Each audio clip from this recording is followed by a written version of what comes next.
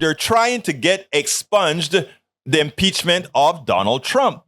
They want Donald Trump to do so. You had McCarthy lying to a reporter who caught him red-handed and pointed it out immediately. The only sad thing about it is, as this reporter challenged him, I saw all the other reporting sycophants around not really saying, yes, the reporter is right. Why are you lying to the American people? Let's check that out, and we'll take it on the other side. There's talk among Republicans about expunging Donald Trump's impeachments. What can you tell us about that, and what has Kevin McCarthy said about it? Yeah, this is interesting. This is an idea that came from at least Stefanik. It's been embraced by some of the kind of more MAGA members of the Republican conference, including Marjorie Taylor Greene. The idea would be basically passing a resolution to, they say, expunge these two impeachments of Donald Trump.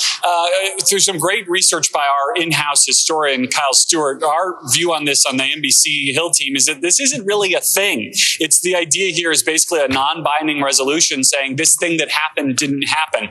And you can't functionally remove an impeachment that was voted on, that went to a trial, that was done. Although it does seem like this idea is gaining some support nonetheless. Kevin McCarthy was asked about it a little while ago. We got down quite a rabbit hole going back and forth on whether he would support this idea. Here's some of what he said to my colleagues and I.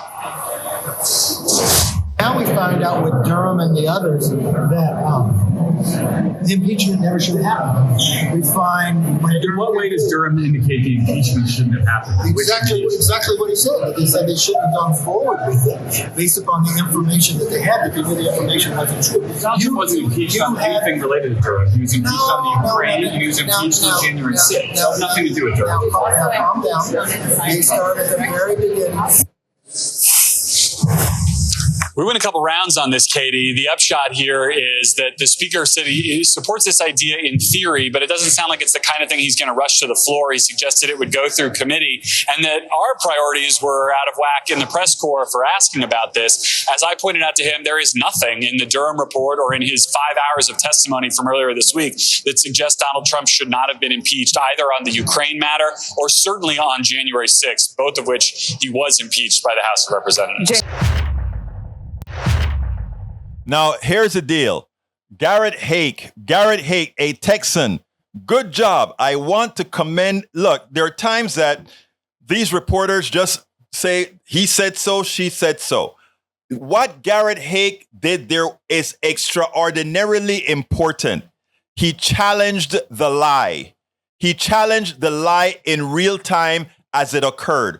Too many reporters are just saying, just in front of the politician, allow him to expunge the lie, put out the lie, and then they'll go into the studio and say, yeah, he said that, but in reality, you know what really happened? Well, no. Garrett Haake, at that point, at that moment, did the right thing as he went ahead and he pointed out, no, sir, you are lying.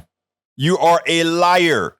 That is not what the special counsel said at all. Durham didn't say that. Durham, in fact, what he was covering had nothing to do with the impeachment. Donald Trump was impeached for being an insurrectionist on January 6th.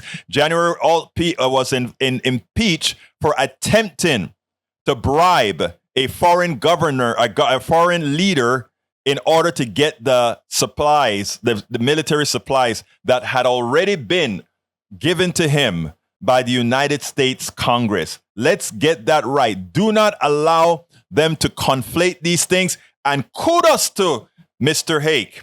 Kudos. I really want him to get these kudos because that is what we need them doing. We spend a lot of time deconstructing the news, trying to parse it into a form that everybody can understand. We try to find those little nitpicks where it flies above the fray, etc. If you really like these videos that we do, I want to ask a big favor. Please go ahead. Number one, subscribe to our channel. And number two, please join if you can. Thank you so kindly for watching. Keep watching. Please remember to share. We must populate the entire internet with our progressive message, a message that we know is what most Americans say that they want. So help us, please join.